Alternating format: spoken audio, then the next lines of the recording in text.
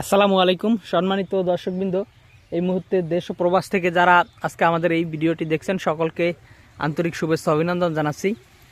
দর্শক শ্রোতা, যে ঘাসটি আপনাদের সামনে দেখানো হচ্ছে এটি মূলত ডক্টর জহির স্যারের চীন থেকে আনা যারা ওয়ান হাইব্রিড।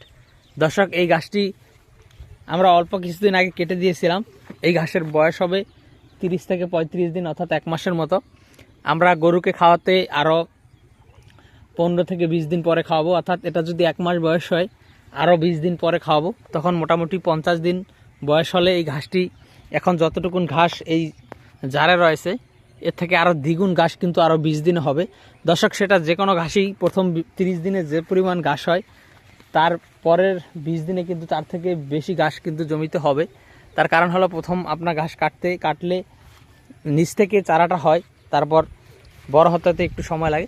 তারপর যখন এরকম হয়ে যায় তখন কিন্তু ঘাসগুলো মোটা হতে সময় লাগে না, শুধুমাত্র পানি এবং সার দিয়ে দিলেই কিন্তু ঘাসগুলো যথেষ্ট পরিমাণে মোটা হয়ে যায়।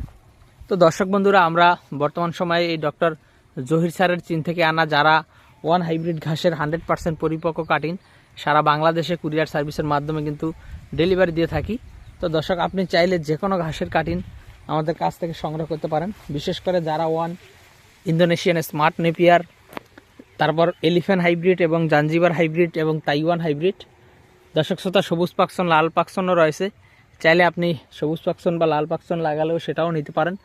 এমনকি গুয়াতিমালা ঘাসটি আমাদের কাছে পর্যাপ্ত পরিমাণে রয়েছে, তবে আপাতত 2 মাসের মতো আমাদের কাটিং অর্থাৎ রেডি নেই গুয়াতিমালা। 2 মাস পরে আবার গুয়াতিমালা ঘাসের কাটিংটাও আমরা দিতে পারবো।